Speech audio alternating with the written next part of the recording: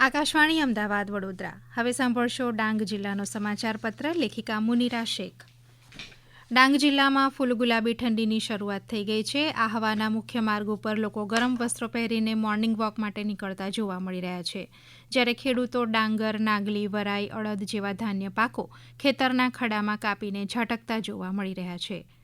ડાંગ જિલ્લાના ગિરિમથક સાપુતારામાં મોટી સંખ્યામાં સહેલાણીઓ ઉમટી પડ્યા હતા. જિલ્લા વહીવટીતંત્ર ડાંગ દ્વારા આયોજિત વેકેશન ફેસ્ટિવલમાં દૂર દૂરથી આવેલા સહેલાણીઓએ વેકેશન દરમિયાન બોટિંગ, ઘોડેસવારી, પેરાગ્લાઇડિંગ તેમજ એડવેન્ચર એક્ટિવિટી કરીને સનસેટ પોઇન્ટ અને સનરાઇઝ પોઇન્ટ ખાતે ફૂલ ગુલાબી ઠંડીનો આનંદ માણ્યો હતો. જિલ્લામાં ખેલ મહાકુંભના ત્રીજા તબક્કા અંતર્ગત જિલ્લા કક્ષાની ગર્લ્સ હોકી સ્પર્ધામાં ભાગ લેનાર કુલ 162 રમતવીર દીકરીઓના સન્માન અને પ્રોત્સાહન માટે 16મી નવેમ્બરે વિશેષ કાર્યક્રમ યોજાઈ ગયો. કાર્યક્રમનો મુખ્ય ઉદ્દેશ રમતગમત ક્ષેત્રે ડાંગની દીકરીઓને પ્રોત્સાહિત કરવાનો અને આ સાથે જ સામાજિક જાગૃતિ ફેલાવવાનો હતો. ગર્લ્સ હોકી સ્પર્ધામાં ભાગ લેનાર તમામ દીકરીઓને જિલ્લા મહિલા અને બાળ અધિકારી કચેરીના સ્ટાફ દ્વારા અભિનંદન પાઠવવામાં આવ્યા હતા.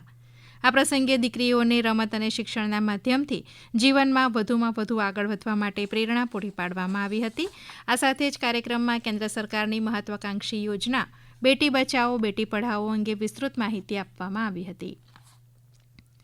ડાંગ જિલ્લામાં સ્વચ્છતા બાબતે જાગૃતિ આવે તે માટે સ્વચ્છતા અભિયાન અંતર્ગત જિલ્લાની વિવિધ શાળાઓમાં સ્વચ્છતા નાટક, નિબંધ અને ચિત્ર સ્પર્ધાનું આયોજન કરવામાં આવ્યું હતું. તેમજ શાળા, આંગણવાડી અને સરકારી કચેરીઓ અને જાહેર સ્થળોએ સ્વચ્છતા હાથ ધરવામાં આવી હતી. સફાઈ અભિયાનમાં જિલ્લા તાલુકાના પદાધિકારીઓ, અધિકારી કર્મચારીઓ તેમજ શાળાના વિદ્યાર્થીઓ જોડાયા હતા. જિલ્લાના મુખ્ય મથક આહવા સેવાધામ ખાતે નાણાં, શહેરી વિકાસ અને શહેરી ગૃહનિર્માણ વિભાગના મંત્રી કનુ દેસાઈના હસ્તે ભગવાન બિરસા મુંડા કૌશલ્ય ભવનનું લોકાર્પણ કરવામાં આવ્યું. ડોક્ટર આંબેડકર વનવાસી કલ્યાણ ટ્રસ્ટ સંચાલિત ભગવાન બિરસા મુંડા કૌશલ્ય ભવનના લોકાર્પણ પ્રસંગે ઉપસ્થિત મંત્રીશ્રીએ સૌને જનજાતીય ગૌરવ દિવસની શુભકામનાઓ પાઠવીને આહવા ખાતે શરૂ કરવામાં આવેલા ભગવાન બિરસા મુંડા કૌશલ્ય ભવનના દાતાઓને અભિનંદન પાઠવ્યા હતા.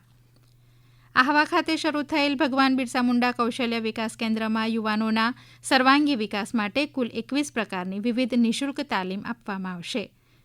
ભગવાન બિરસા મુંડાની 150મી જન્મ જયંતિના જનજાતીય ગૌરવ વર્ષની ઉજવણી આહવા પોલીસ પરેડ ગ્રાઉન્ડના પટાંગણ ખાતે વિધાનસભાના નાયબ દંડક વિજયભાઈ પટેલ અને સુરતના ધારાસભ્ય પૂર્ણેશ મોદીની ઉપસ્થિતિમાં સાંસ્કૃતિક કાર્યક્રમની ભરમાર સાથે કરવામાં આવી હતી.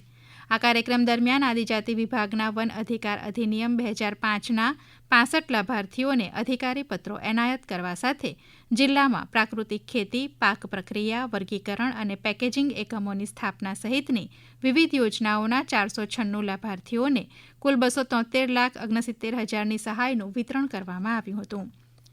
જિલ્લામાં ગોબરધન યોજના હેઠળ 255 બાયોગેસ પ્લાન્ટ બનાવી આપવાની કાર્યવાહી કરવામાં આવી છે, જે પૈકી ડાંગ જિલ્લાના કેટલાક ગામોમાં ગોબર ગેસ પ્લાન્ટ બનાવાયા છે. ગોબર ગેસના કારણે જંગલ પરનું ભારણ ઘટ્યું છે. ડાંગમાં પડેલ કમોસમી વરસાદથી પીપરી, કાલીબેલ, ભેંસકાતરી રોડના ઘાટ સેક્શનનું ધોવાણ થતાં માર્ગ અને મકાન વિભાગ દ્વારા યુદ્ધના ધોરણે માર્ગની મજબૂતી અને પરિવહન સુરક્ષિત અને સુગમ્ય બને તે હેતુથી રોડ રસ્તાની વિવિધ કામગીરી ઝડપી ગતિએ ચાલી રહી છે, જે હવે પૂર્ણ થવામાં છે. આપ સાંભળી રહ્યા હતા ડાંગ જિલ્લાનો સમાચાર પત્ર. લેખિકા મુનિરા શેખ. પ્રસારણ આકાશવાણીના અમદાવાદ વડોદરા કેન્દ્ર પરથી કરવામાં આવ્યું.